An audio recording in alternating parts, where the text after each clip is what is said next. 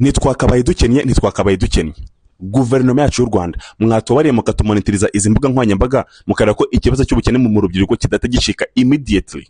Hari ikintu abantu bakuru mutarashyira mu mutwe cyangwa se mukwiye gusobanukirwa, cyangwa se abantu baba millennials cyangwa se abantu bari kuri generation zo hejuru yacu gatoya. Ntabwo tukiri muri za 90 cyangwa muri za 2000 aho kugira ngo umuntu agire icyo ageraho mu buzima ari ukuba ngo yerize amashuri y'ikirenga ngo yaminuje kugira ngo azabone akazi kamuhemba neza. Turi muri 2026 aho iterambere ryatekinze over internet, muri make ikoranabuhanga riri kugenda ryiyongera kandi ryivugurura umunsi ku munsi. Reba mu bindi bihugu, reka tureke kujya kure, tuze mu bya Afrika no hafi, turusha iterambere, turusha igihugu gisa neza, gifite inyubako nziza, infrastructure nziza, imihanda, cyongiyeho internet nziza kurenza ibindi byose. Ugasanga nicyo kigifite urubyiruko, aba influencer, aba content creator, aba star bagikennye bro. Nk'ubu nkanjye personally, ngewe izi mbuga ziramutse ziri monetized, ngewe nk'ubu nshobora guha akazi nk'abantu nka 3 cyangwa 4. Kwako nyine naba mfite cyo kubahemba. Nk'ubu nkeneye nk'umuntu ufatira video, umuntu unyiditingira, nk'ubu nkeneye wenda nk'umukozi wo mu rugo umfasha utuntu hano tugiye dutandukanye kugira ngo nanjye nkora kandi kazi, wenda business mba mfite zishobora guha abandi akazi.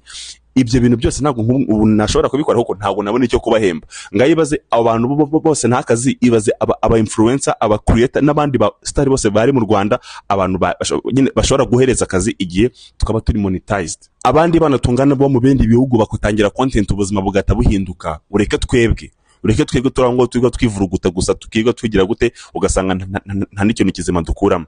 Noneho ngorana bavuga ngo urubyiruko nguramutse nguruhaye ngo imbuga ngo zihemba ngo noneho ngo rwasara.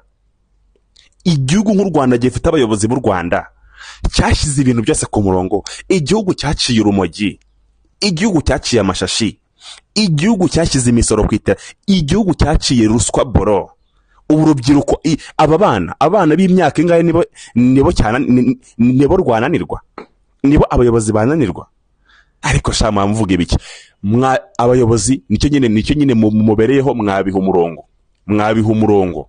Reba urubyiruko rurangiza kwiga buri mwaka, abantu bagraduatinga buri mwaka, abantu bose ugiye kurema ibiro bakoramo wabibona. Ariko buri muntu wese afite telefone kubera internet ye. Mwaretse za YouTube na za TikTok zikaduhereza amafaranga y'abo bazungu tukakoresha twubaka igihugu cy'u Rwanda. Ibaza imisoro twatanga kuningana, ibaza transactions z'amafaranga, ibaza nyine amafaranga yakwinjira mu gihugu kubera nyine tuyakwiye kuri izi mbuga za abano bazungu. Ibintu mwabitekerejeho koko. Ariko nanone tuvuga ibintu dusubira ibindi. Wanturiwe ukirangiza kwiga segonderi, nta experience y'icyumweru ufite, ariko ngurashaka guhembwa 500,000, ngurashaka guhembwa miliyoni, ngurashaka ngo akazi, ngurashaka za promotion, nibwo ukirangiza kwiga. Uzo umuhembwa 500,000 imyaka amaze akora, wanturiwe.